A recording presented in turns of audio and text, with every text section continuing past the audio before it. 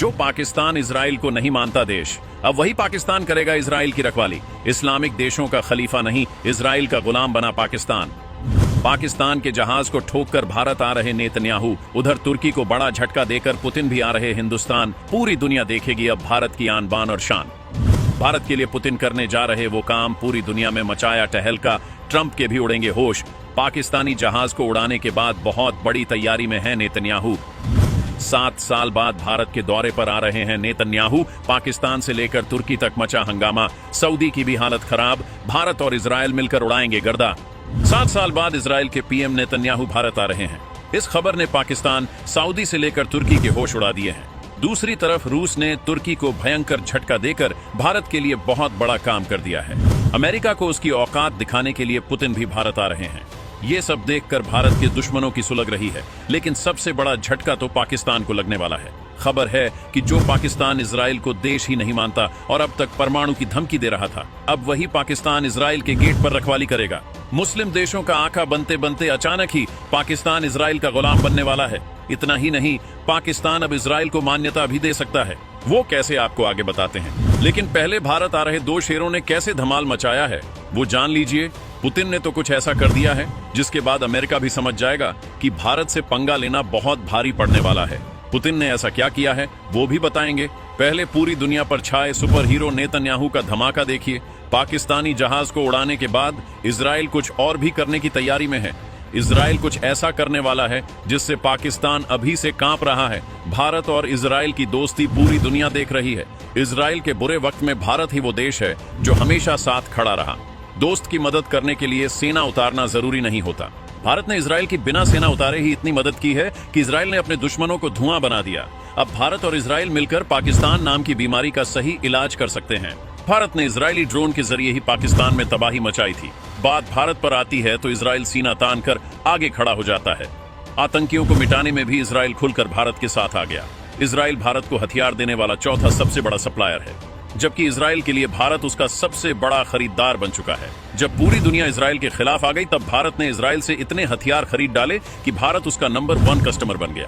Netanyahu समझते हैं कि भारत दोस्ती दिल से निभाता है और इसीलिए पाकिस्तानी जहाज उड़ाने के बाद नेतन्याहू ने भारत आने का ऐलान कर दिया है। दिसंबर के महीने में नेतन्याहू भारत आ सकते हैं।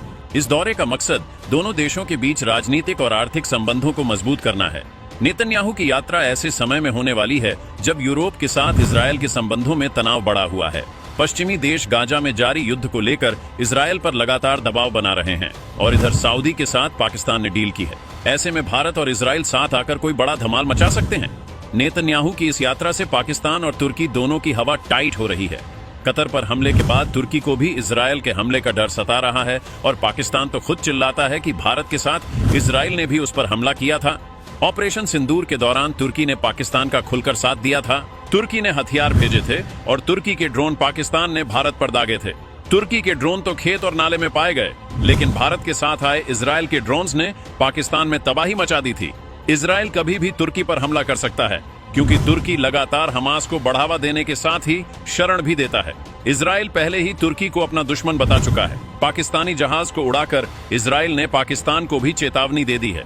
पाकिस्तान अपने परमाणु के दम पर इजराइल के दुश्मनों के साथ खड़ा हो रहा है और इसीलिए वो भी इजराइल के टारगेट पर है। ऐसे में भारत और इजराइल मिलकर तुर्की और पाकिस्तान के इलाज का कोई रास्ता निकाल सकते हैं।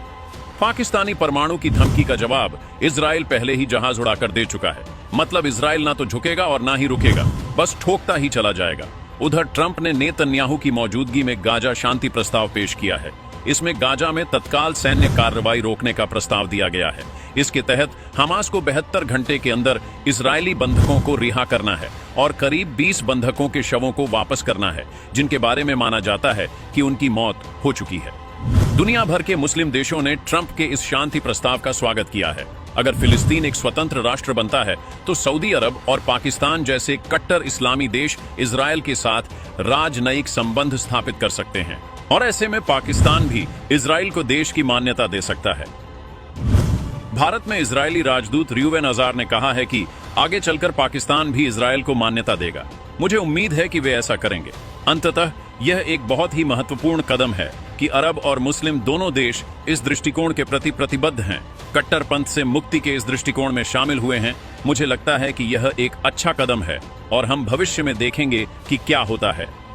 पाकिस्तान शुरू से ही इजराइल को अपना सबसे बड़ा दुश्मन बताता है। हालांकि न तो दोनों देश सीमा साझा करते हैं और न ही उनके बीच किसी तरह का व्यापार होता है। पाकिस्तान सिर्फ इस्लाम के नाम पर इजराइल को अपना दुश्मन मानता है।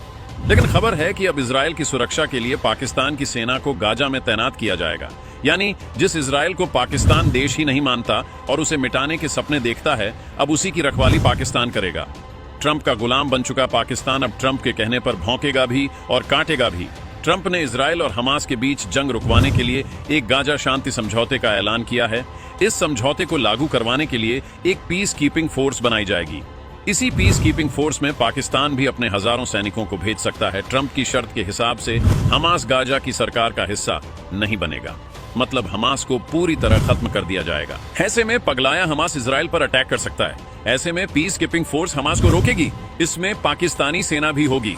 तो मतलब जो पाकिस्तान खुद इजराइल को मिटाना चाहता था, अब वो ट्रंप के कहने पर इजराइल की सेवा करेगा और गाजा से हमास का सफाया भी करेगा। ट्रंप से दोस्ती करके पाकिस्तान मुस्लिम देशों के बीच अपनी नाक कटवा लेगा। इशाक डार ने मीडिया को बताया है कि इंडोनेशिया भी गाजा में अपने सैनिक भेज रहा है और हम भी इस पे विचार करेंगे। ट्रंप का आदेश तो मानना ही पड़ेगा, लेकिन इंडोनेशिया का नाम लेकर पाकिस्तानी अपनी आवाम से बचना चाहते हैं। पाकिस्तानी जनता कभी नहीं चाहेगी कि इजराइल के लिए पाकिस्तान कुछ भी करे, लेकिन मुनीर और शहबाज अमेरिका के गुलाम हो चुके हैं। इस्लाम के नाम पर इजराइल को मिटाने की कसमें खाने वाली पाकिस्तानी सेना अब यहूदी इजराइल की ही सेवा करेगी। जहां पाकिस्तानी सेना गुलामी करेगी, वही भारत भी जा सकता है। इजराइल ने भारत से मदद मांगी है। इजराइल ने बयान दिया है कि हम चाहते हैं कि भारत गाजा के रिकंस्ट्रक्शन में हमारी मदद करें, क्योंकि हम भारत को बिल्डर ऑफ द वर्ल्ड मानते हैं और शायद नेतन्याहू भारत आकर इस मसले पर भी बात करेंगे। वैसे भारत हर कदम पर इजराइल के साथ खड़ा ही मिलेगा। जैसी दोस्ती भारत की इजराइल के साथ है, कुछ वैसा ही रूस के साथ भी है। इसी साल पुतिन भी भारत आ रहे हैं। पुतिन के आने का मतलब है पूरी दुनिया में टहलका मचेगा। अमेरिका से लेकर भारत के हर दुश्मन कांप जाएंगे। लेकिन सबसे बड़ा झटका तो तुर्की को लगा है। कई मीडिया रिपोर्ट्स में दावा किया जा रहा है कि तुर्की ने रूस से जो S-400 एयर डिफेंस सिस्टम खरीदा था, उस डिफेंस सिस्टम को रूस तुर्की से छीनकर भारत को ऑफर कर सकता है। ये दावा कोई और नहीं बल्कि तुर्की मीडिया ही कर रही है। भारत, चीन, बेलारूस, अल्जीरिया और तुर्की के पास S-400 एयर डिफेंस सिस्टम है। तुर्की का राष्ट्रपति जब से ट्रंप के साथ बैठकर आया है, तब से रूस को डर है कि अमेरिका के दबाव में तुर्की S-400 के साथ कुछ गड़बड़ कर सकता है। ऐसे में रूस तुर्की से अपना डिफेंस सिस्टम वापस ले सकता है। तुर्की ने 2017 में रूस से S-400 की 4 बैटरियां खरीदने की एक डील साइन की थी। 2019 में तुर्की को S-400 मिल गया, लेकिन तुर्की आज तक ना तो इसे इस्तेमाल कर पाया है और ना ही कहीं तैनात कर पाया है। अमेरिका ने तुर्की को धमकी दी थी कि अगर रूस से दोस्ती दिखाई तो तुम्हें कहीं का नहीं छोड़ेंगे। तुर्की नाटो देशों में शामिल है। तुर्की ने अमेरिकी F-35 प्रोग्राम से खुद को अलग करके रूस का सिस्टम खरीदा था, जिसके बाद तुर्की को नाटो से अलग करने की धमकी मिली और तो और अमेरिका ने तो तुर्की पर सैंक्शंस तक लगा दिए। इसी वजह से तुर्की ये सिस्टम तैनात ही नहीं कर सका। तुर्की अब अमेरिका से मजबूरी में उसका कबाड़ लड़ाकू विमान लेगा ताकि उस पे लगे प्रतिबंधों को हटाया जाए। तुर्की S-400 को किसी और देश को बेचना चाहता है, लेकिन पुतिन के होते ऐसा नहीं हो सकता। अगर तुर्की ने दबाव में आकर S-400 अमेरिका के हवाले कर दिया तो रूस को बहुत बड़ा झटका लग सकता है। वैसे भी तुर्की बहुत बड़ा मक्कार है। ऐसे में रूस खुद को खतरे से बचाने के लिए तुर्की से अपने डिफेंस सिस्टम को वापस ले सकता है और इसे भारत को दे सकता है। पुतिन ने भी भारत आने का ऐलान कर रखा है। ऐसे में अब जब दुनिया के 2 बड़े शेर भारत आएंगे तो दुनिया देखती रह जाएगी। भारत के दुश्मन कांप जाएंगे और भारत का जलवा पूरी दुनिया देखेगी। क्या आप भी पुतिन और नेतन्याहू को भारत में देखना चाहते हैं? कमेंट में बताइए।